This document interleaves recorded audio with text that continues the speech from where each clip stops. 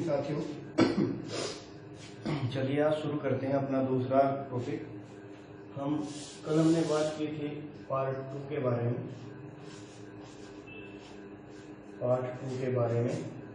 आज भी हम इसी के बारे में चर्चा करेंगे, लेकिन अगले टॉपिक के बारे में बात करेंगे। देखिए, कल हमने 2 पुर्तगाली गवर्नरों के बारे में देखा था। पहला अल्मेडा और दूसरा अल्बुकर्क। ये 2 पुर्तगाली गवर्नर हम कर चुके हैं। देखिए, अल्बुकर्क को भारत में पुर्तगालियों का वास्तविक संस्थापक भी कहा जाता है। भारत में पुर्तगालियों का वास्तविक संस्थापक अल्बुकर्क को ही कहा गया।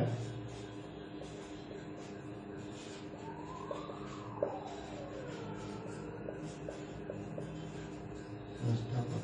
देखिए, क्यों कहा गया, सवाल ये उठता है आखिर क्यों कहा गया। अल्बुकर्क ने अपना मुख्यालय सर्वप्रथम कोचीन में बनाया था, जिस कारण पुर्तगाली लोग एक व्यवस्थित तरीके से व्यापार करने लगे। व्यवस्थित तरीके से व्यापार करते थे, जिस कारण इसे वास्तविक संस्थापक कहा गया। चलिए, आज हम एक और अन्य शख्स के बारे में देखेंगे। तीसरा गवर्नर नीनो दी कुन्हा। यह तीसरा गवर्नर था पुर्तगालियों का। यह 1511 ईस्वी में गवर्नर बना और 1511 ईस्वी में इस व्यक्ति ने अपना हेडक्वार्टर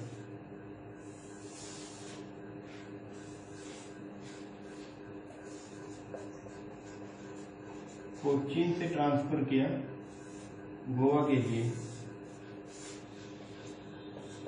गोवा ले गया ट्रांसफर करने के पश्चात। देखिए, आखिर क्यों गोवा लेके गया। कल हमने गोवा की महत्वता बताई थी। उन सभी कारणों की वजह से ही गोवा लेकर गया। यह दूरदर्शी शासक, एक दूरदर्शी गवर्नर हम कह सकते हैं। इसने गोवा की महत्वता को समझा और वहां पर अपने हेडक्वार्टर स्थापित किया। चलिए, आज हम देखते हैं कुछ अन्य बातें व्यापार से संबंधित। आप स्क्रीनशॉट ले सकते हो उसका।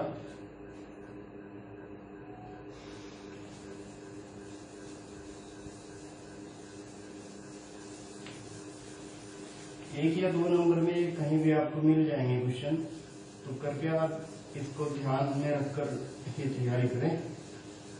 देखिए, आज हम पढ़ेंगे व्यापार पर इन लोगों ने किस तरह से अपना वर्चस्व बनाया भारत में।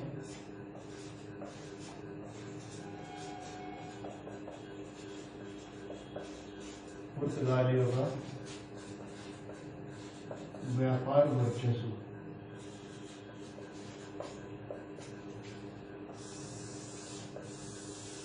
देखिए,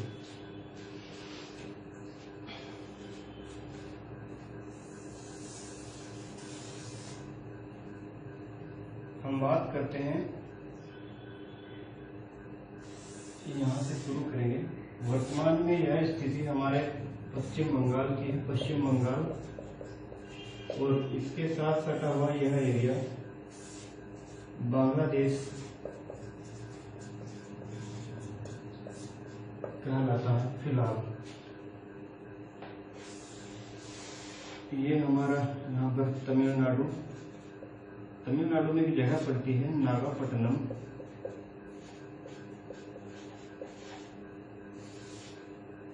और यहाँ पर हम आंध्र प्रदेश को लेंगे। आंध्र प्रदेश यहाँ पर एक मुख्य, जो उस समय उस दौर में बहुत ज्यादा चर्चित जगह थी, मसूलीपट्टनम।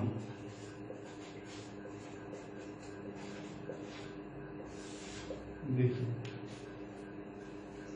बांग्लादेश के अंदर भी हम 2 ऐसी जगह देखेंगे जो इस हेडिंग को बहुत ही स्पष्ट रूप से क्लियर कर देगी।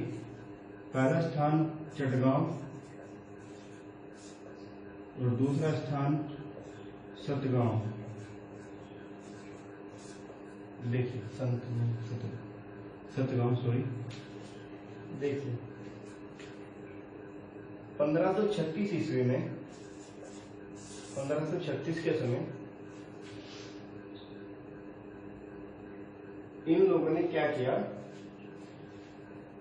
मसूलीपट्टनम में अपना एक छोटा सा दुर्ग बनाया। मसूलीपट्टनम में छोटा सा अड्डा, फितोरिया, अड्डे को फितोरिया कहा इन लोगों ने, फितोरिया इनकी भाषा में ही, एक व्यापारिक अड्डा। देखिए ये लोग क्या करते थे, भारत से जो भी वस्त्र आदि खरीदते थे, वस्त्र खरीदा और उस वस्त्र को सीधा यूरोप बेच दिया। यह काम। दूसरा, अगर माल ज्यादा इनके पास एकत्रित हुआ तो उसको इन्होंने सीधा मसूलीपट्टनम में इकट्ठा किया और धीरे धीरे यहाँ से बेचना शुरू किया। जबकि नागापट्टनम का यही रोल था, आसपास के क्षेत्रों से जितना भी व्यापार होता था वो सब नागापट्टनम की निगरानी में ही देखा जाता था। 1536 में इन्होंने बंगाल के नवाब, बंगाल के शासक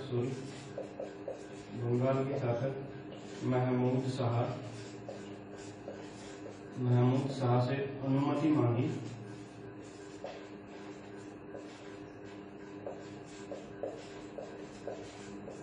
कि हमको चटगांव और सतगांव में अपनी फैक्ट्री खोलने की अनुमति मिली। यह निवेदन इन्होंने 1536 में किया और बंगाल के शासक महमूद शाह ने इन लोगों को यह आदेश भी दे दिया। और इसके साथ साथ कुछ समय पश्चात पश्चिम बंगाल में एक बहुत ही प्रसिद्ध जगह पड़ती है हुगली। हुगली में इन्होंने अपनी फैक्ट्री खोलने के जो आदेश मांगे थे वो मुगल बादशाह अकबर से मांगे थे। जबकि यूपी के बुंदेलखंड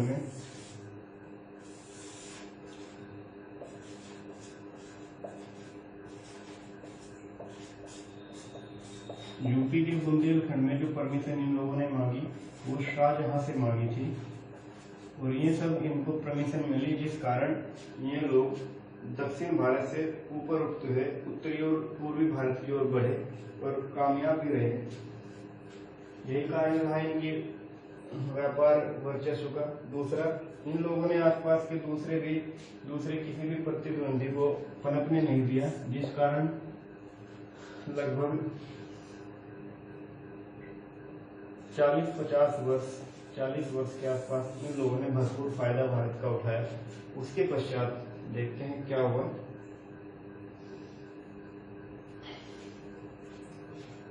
यहाँ तक आप देख सकते हो, स्क्रीनशॉट ले सकते हो।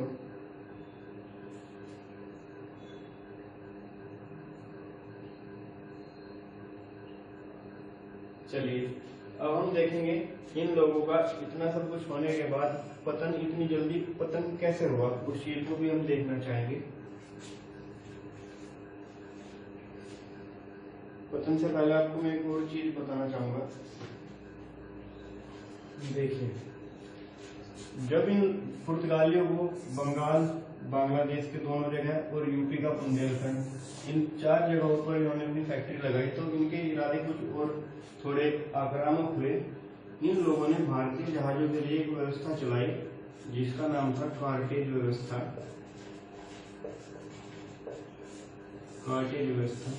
किसी भी एग्जाम के अंदर 1 या 2 नंबर में यह जरूर पूछी जाएगी।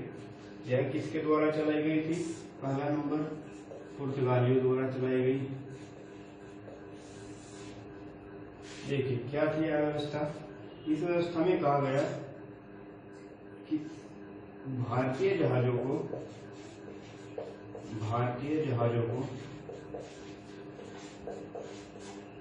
समुद्र में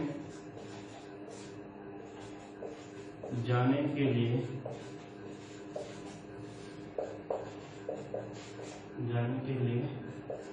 एक पास बनवाना पड़ेगा। एक पास या आज्ञा पत्र होना जरूरी है। आवश्यक है। देखिए इस पास के बिना यदि कोई भी भारतीय जहाज समुद्र के किनारे या कहीं भी आसपास के क्षेत्रों में कहीं भी पाया जाता था, तो यहाँ लोग बिना पास वाले जहाजों को नष्ट करते थे और लूट मार शुरू कर देते थे। अगर जहाज पास है तो कोई दिक्कत नहीं थी। इन सब घटनाओं को देखने के बाद ही विरोध शुरू हुआ भारत के अंदर इन लोगों को लेकर। एक कारण तो यह था कार्टेज व्यवस्था, भारत में इन लोगों का विरोध करने का जरिया। दूसरा था मुगलों के साथ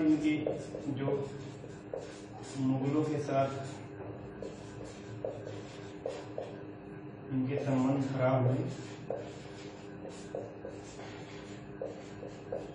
यह भी एक मुख्य कारण माना गया पुर्तगालियों के पतन का। देखिए, मुगलों के साथ इनके संबंध क्यों खराब हुए, उसका एक कारण यह रखेंगे हम।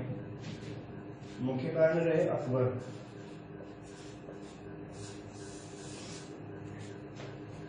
अकबर एक ऐसे शख्स थे जिन्होंने ईसाई धर्म में बहुत ज्यादा रुचि ली, ईसाई धर्म को जानने का प्रयास किया और कुछ हद तक सफल भी रहे।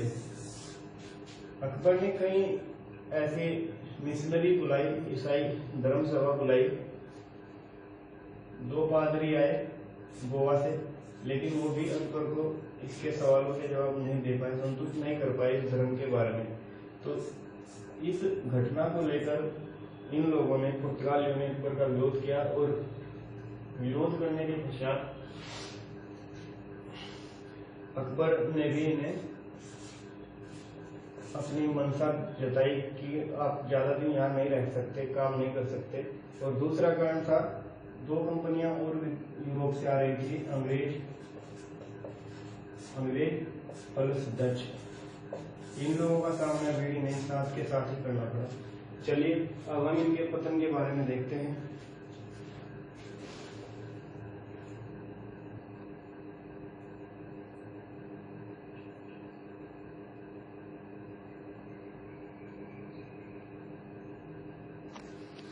चलिए दोस्तों, अब हम बात करेंगे इनके पतन की। क्यों आखिरकार पुर्तगालियों का पतन हुआ। जो व्यापार इतना अच्छा चल रहा था, तो क्या कारण रहे कि ये लोग ज्यादा दिन नहीं टिक पाए। देखिए, कारण नंबर 1 की हम बात करेंगे।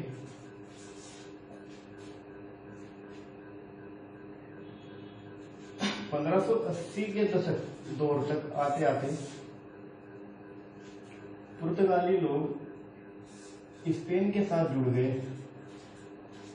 स्पेन प्लस पुर्तगाल दोनों एक साथ, दोनों में आपसी मैत्री संबंध हो गए। जबकि मुख्य कारण था उस दौर में 1502 में स्पेन बुरी तरह से हार रहा था, बुरी तरह से पराजित हो रहा था।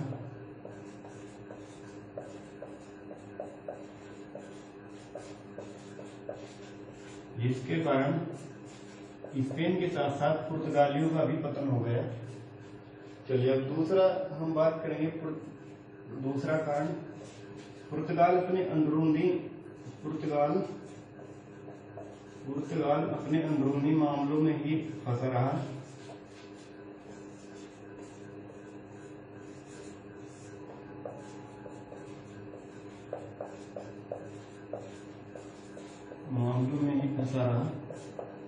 जिस कारण वह व्यापार पर ध्यान नहीं दे पाया। इसका एक कारण और हम लेंगे, पुर्तगाली कंपनी जिसके लिए इन्होंने नाम दिया था एस्टादो द इंडिया। पुर्तगाली कंपनी,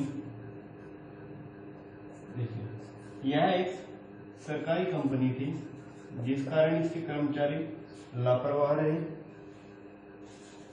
और स्वार्थी किस्म के कर्मचारी रहे। इन लोगों ने बस स्वार्थी थे, निजी फायदा देखा, निजी लाभ कमाया इन लोगों ने भारत से, कंपनी पर कोई ध्यान नहीं दिया। चौथा कारण, ये लोग धर्मांध थे पूरी तरह से। धर्मांध कह सकते हैं आप, अर्थात इन लोगों ने भारत के अंदर जबरन लोगों का जबरन धर्म परिवर्तन करवाया, जिस कारण जनता में भी इनके प्रति एक विरोध भावना उत्पन्न हुई। दूसरा, छठा कारण हम लेंगे एक इनका मुख्य कारण, अंतिम समय में इन्होंने अपने लूटमार शुरू की,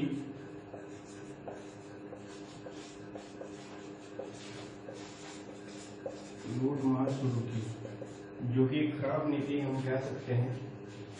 देखिए सातवां कारण, ब्राजील की जब इन लोगों ने खोज की, ब्राजील की खोज के पश्चात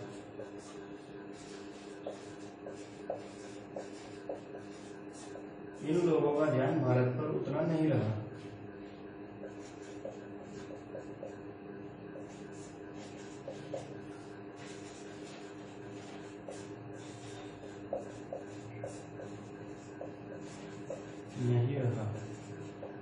एक क्वेश्चन और बताना चाहूंगा, ब्राजील की खोज पुर्तगाली व्यक्ति पेड्रो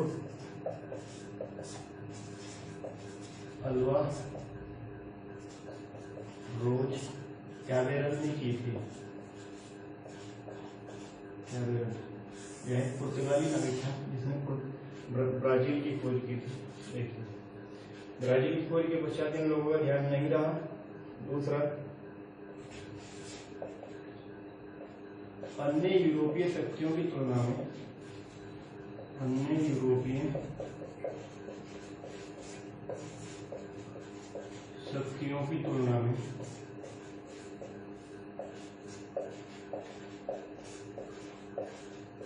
इनकी नौसेना कमजोर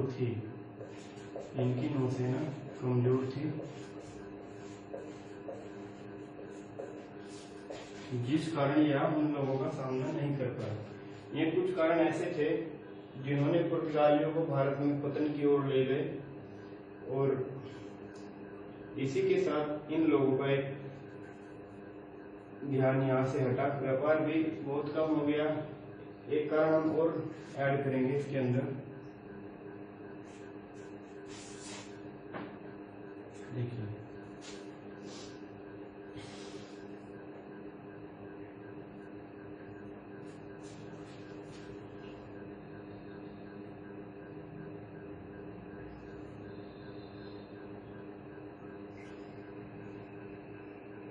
भारत में जितना भी क्षेत्र इन लोगों ने जीता था, भारत में जीता हुआ क्षेत्र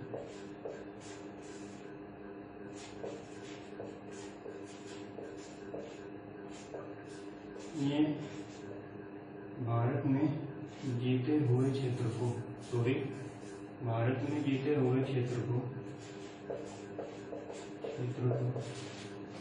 ये लोग केवल व्यापारिक अड्डों तक ही सीमित रख पाए।